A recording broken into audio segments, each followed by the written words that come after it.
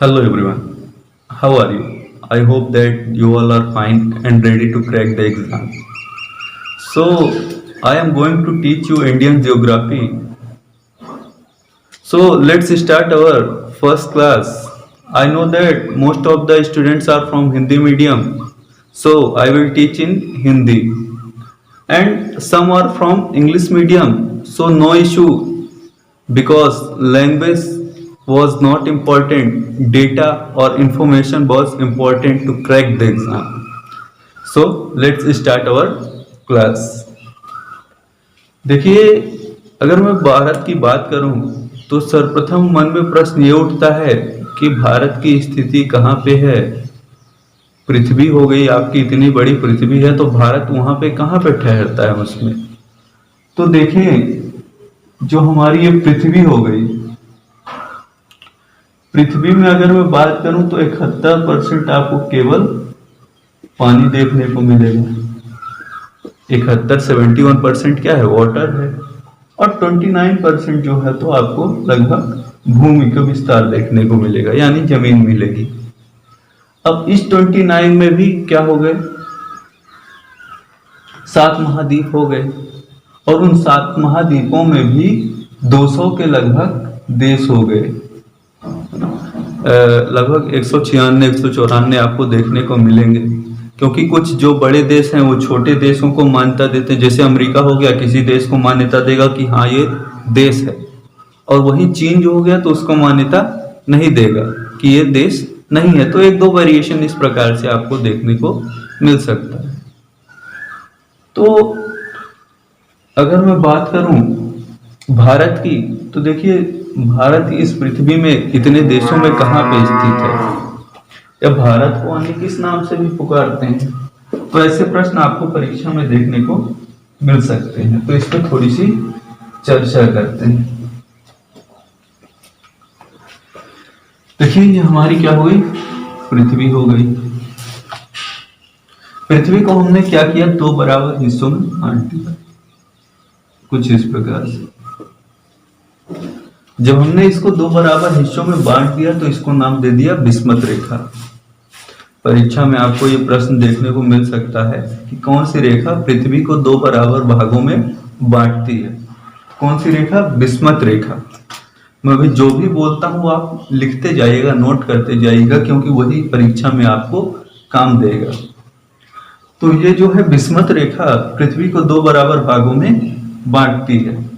वहीं आप अगर ऊपर की ओर जाएंगे तो हमने इस प्रकार से हॉरिजेंटली 90 लाइनें ड्रॉ कर ली, और नीचे की ओर आप आएंगे तो हॉरिजेंटली हमने 90 लाइनें, इमेजिनरी लाइन जिसको आप बोलते हैं, तो हमने ड्रॉ कर दी इस प्रकार से, और इनको नाम दे दिया अक्षांश रेखा।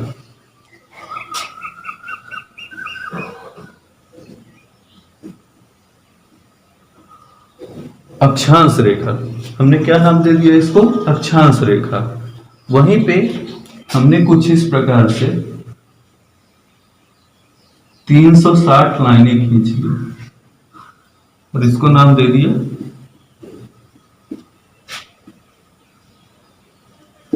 देशांतर रेखा।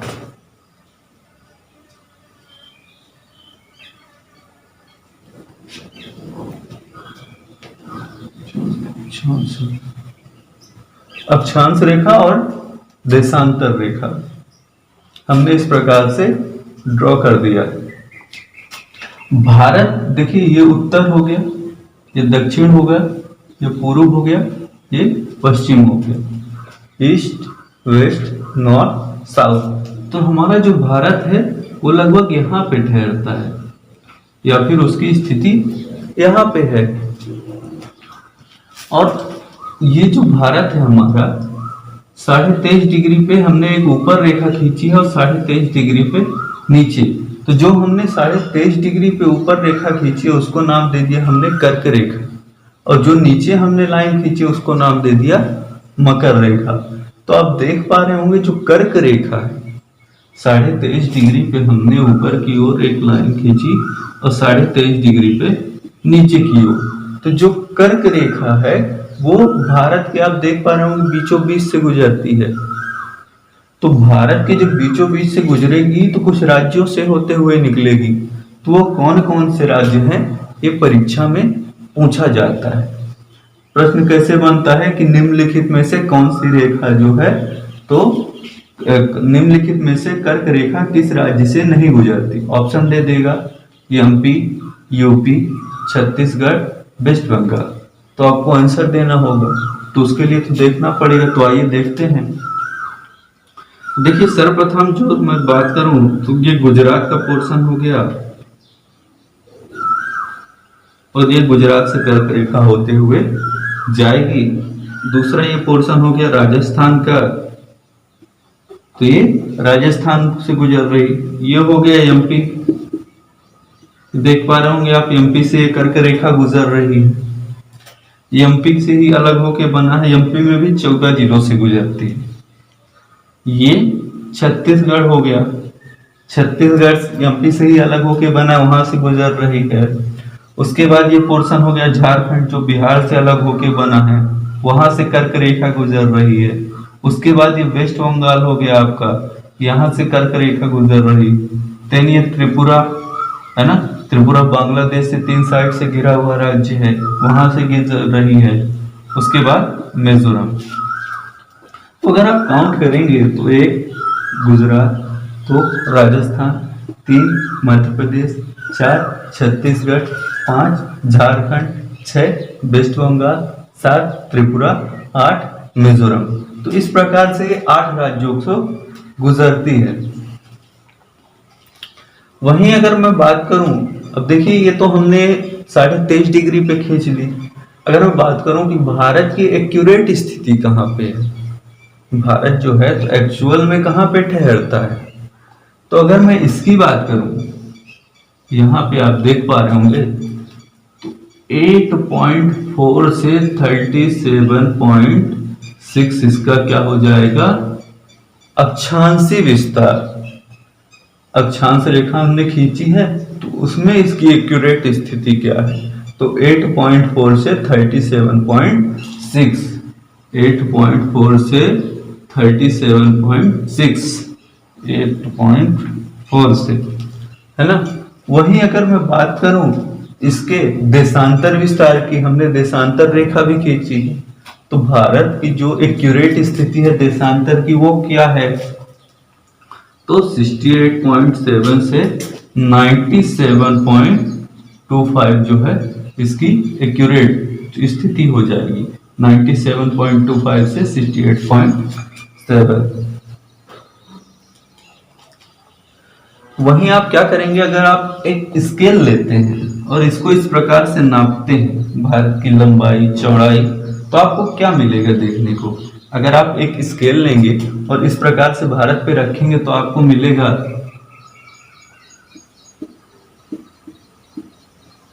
3214 किलोमीटर। अगर इस प्रकार से आप स्केल रखेंगे और लंबाई इसकी नापेंगे 3214 किलोमीटर देखने को मिलेगी।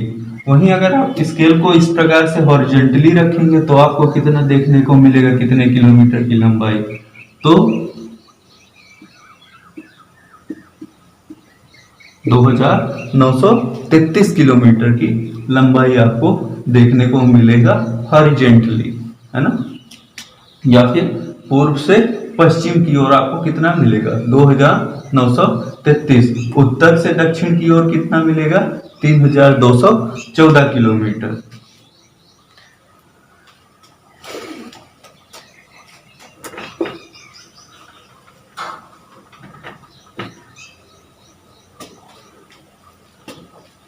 वही देखिए अगर मैं बात करूं तो ये कुछ जो क्षेत्र है भूमि से लगा हुआ है और कुछ क्षेत्र पानी से घिरा हुआ है। तो जो भूमि से लगा हुआ क्षेत्र है उसकी लंबाई कितनी हो जाएगी,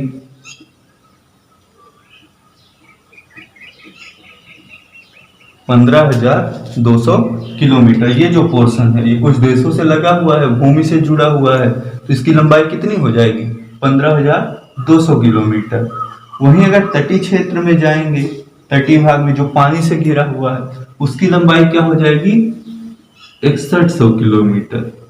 उस क्षेत्र की लंबाई क्या हो जाएगी, 6100 किलोमीटर। वहीं अगर मैं बात करूं, देखिए अभी तो हमने तटीय भाग की बात कर ली, ये मध्य भूभाग था, है ना, ये मध्य भाग था, उसका हिस्सा था, है ना, मेन पोर्शन जो होता है। और इसके साइड साइड में भी जो है तो कुछ भाग हैं, जैसे अंडमान निकोबार, कुछ द्वीप हो गए, है ना, इसमें भी छोटे छोटे, ये लक्षद्वीप हो गया। तो इस प्रकार से छोटे छोटे द्वीप हो गए, तो अगर उनकी भी कुछ लंबाई होगी तो उसको भी मिला लेंगे आप, तो आपको देखने को मिलेगा 7516.6 किलोमीटर का एरिया। तो ये द्वीपों सहित लंबाई पूछे तो कितना हो जाएगा, 7516.6 किलोमीटर। लेकिन अगर मुख्य भूभाग जो है उसकी लंबाई पूछे कितना हो जाएगा, 6100 किलोमीटर। देखिए अभी मैंने बताया कि जो भारत है वो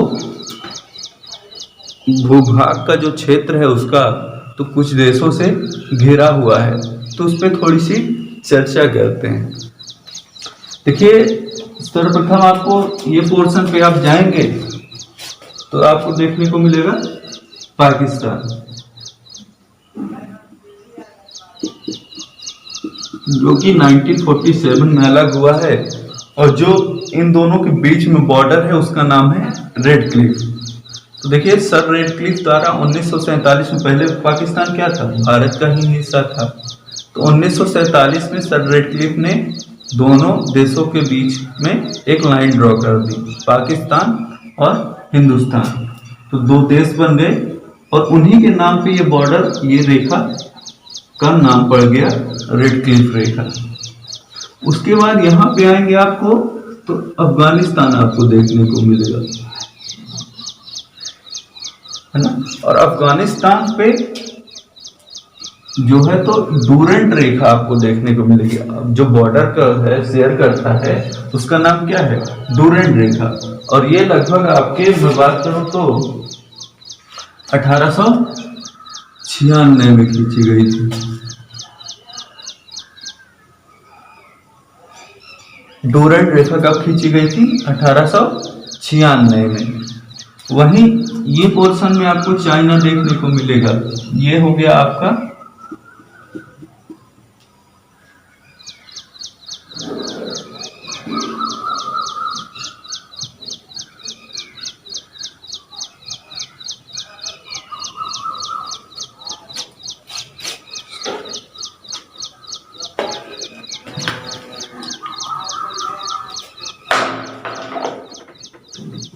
ये हो गया आपका पोर्शन अरुणाचल प्रदेश का। अरुणाचल प्रदेश, और यहाँ पे आपको देखने को मिलेगा चीन, तो इसके बीच में कौन सी है, मैकमोहन रेखा, जो कि 1914 में खींची गई। ये दोनों देशों के बीच में भारत और चीन, जो अरुणाचल प्रदेश के पास में आपको सीमा देखने को मिलेगी उसका नाम क्या है, मैकमोहन रेखा, जो 1914 में खींची गई। वहीं आप अगर ये पोर्शन देखेंगे तो नेपाल हो गया। अच्छा, नेपाल और भारत के बीच में कभी कंट्रोवर्सी थी काली नदी को लेके, तो काली नदी भी एक भारत और नेपाल के बीच में बहती है, जो बॉर्डर का काम करती है। तो इस पे प्रश्न कैसे देखने को मिल सकता है आपको कि काली नदी किन दो देशों के बीच से बहती है। ऑप्शन दे देगा नेपाल भारत, भूटान भारत, बांग्लादेश भारत, तो इस प्रकार से ऑप्शन दे देगा, उनमें से आपको चुनना रहेगा। यहाँ पे आप देखेंगे तो आपको भूटान देखने को मिलेगा, और ये पोर्शन ये बांग्लादेश आपको देखने को मिलेगा। तो इस प्रकार से जो है तो आप देख पा रहे होंगे 1 2 3 4 5 6 और यहाँ पे 7 म्यांमार जो है तो पटकाई की यहाँ पे आपको पहाड़ी देखने को मिलेगी, और पटकाई की पहाड़ियों द्वारा ही भारत से अलग होता है। म्यांमार जो है तो पटकाई की पहाड़ियों द्वारा भारत से अलग होता है।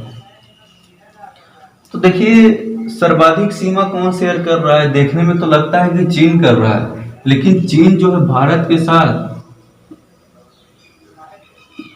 3488 किलोमीटर की ही सीमा शेयर करता है। लेकिन बांग्लादेश की मैं बात करूं,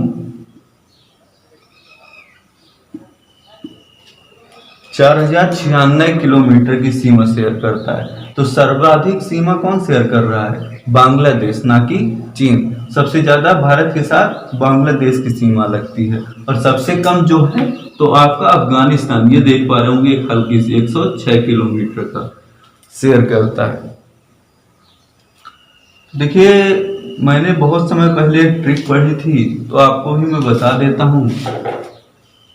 देखिए, प्रश्न कैसे बनता है कि निम्नलिखित में से कौन सा सबसे ज्यादा भारत के साथ में सीमा शेयर कर रहा है। ऑप्शन दे देगा आपको, भूटान, नेपाल, म्यांमार, पाकिस्तान। तो उनमें से आपको एक सेलेक्ट करना रहेगा। तो क्या हो जाता है, हल्का फुल्का कंफ्यूज हो जाते हैं। या फिर कौन सा देश भारत के साथ में नहीं लगता है, 4 ऑप्शन दे देगा, उनमें से एक चुनना रहेगा। तो एक शॉर्ट ट्रिक है,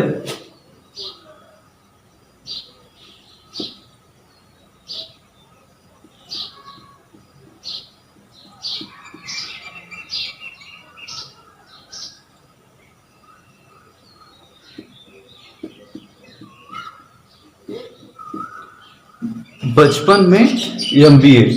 तो देखिए, सर्वाधिक सीमा कौन शेयर करता है? बांग्लादेश, बीए से।